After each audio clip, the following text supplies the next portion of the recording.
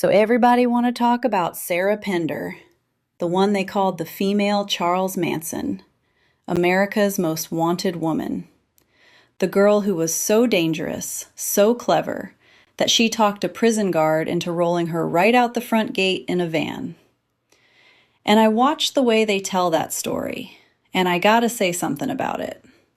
'Cause the way they frame it, it's all about how she's this evil genius mastermind who manipulated some poor innocent officer who never had a chance. Sweet guy, family man, having problems at home, and this devil woman just preyed on him. And look, I'm not about to sit here and tell you Sarah Pender's an angel. She bought a gun that killed 2 people. She helped get rid of the bodies. She admits that part herself. That's real, and 2 people are dead, and they had families, and I'm not waving that off. I don't romanticize none of this. But I've been inside, and when I hear them tell this story, something about it don't sit right with me. 'Cause they got the whole thing pointing one direction. Let me tell you what they don't dwell on. That officer? Scott was his name. He wasn't some innocent bystander she cast a spell on. Before there was ever any escape, that man was already running contraband into the facility. He was already dirty. He was already selling his keys for money. She was paying him to traffic stuff in, and he was taking it, happily, 'cause he was making good money off it. That's who he was before she ever said one word about getting out. So when they tell you she corrupted this honest officer, nah, he corrupted himself a long time before her. She just found a man who was already for sale and figured out the price. That's not the same story they're telling you, is it? And here's the part that really gets me. Everybody's so amazed that an inmate could get over on a guard, like it's some unbelievable thing. The lieutenant in there saying, if you can convince an officer to drive you out, you can convince anybody to do anything. Like she's got superpowers. Man, you want to know how a woman manipulates a guard? Same way anybody survives in a place where you got no power. You read people. That's it.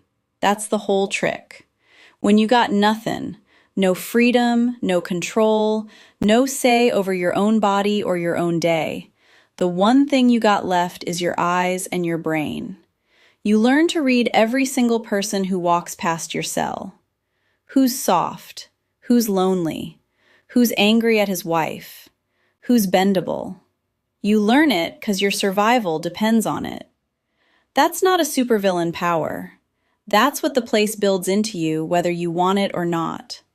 They take everything else away, and then they act shocked when the one skill they left you with is reading people. And here's the flip nobody wants to make.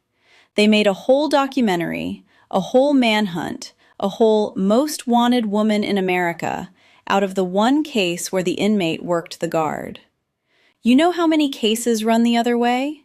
Where it's the guard working the inmate? Where he's the one with all the keys and all the power, and he picks out some girl with nobody watching and wears her down? That's the common one. That's the everyday one. That happens 100 times for every one Sarah Pender. But you don't see a manhunt for those guards. You don't see them on a most wanted list. Mostly, you don't see them at all. They get a quiet transfer and a pension. I talked about all that in my last video. Go watch it if you ain't. The system protects the man with the keys. Always has. So the one time it goes the other way, the one time a woman comes out on top of that dynamic, suddenly she's the most dangerous criminal in the country. Female Charles Manson. They threw her in solitary for years, longer than any other woman in the state. Not for the murder, for the embarrassment. She told the man that herself. They told her mama she was too smart for the facility. She made him look stupid, and they buried her alive for it. And I'm sitting here going, y'all put her in a hole for 5 years for embarrassing you, but that officer who was already dirty, already selling contraband, He did 7 years and that was that. You see how the math works? She's the genius monster. He's the victim who made a mistake. Even when she's the one who pulled it off, somehow she's still the worst person in the story. That's the thing I want you to catch. It's not that Sarah Pender's innocent. She's not. It's how different the camera treats her versus how it treats him. One of them gets called the devil.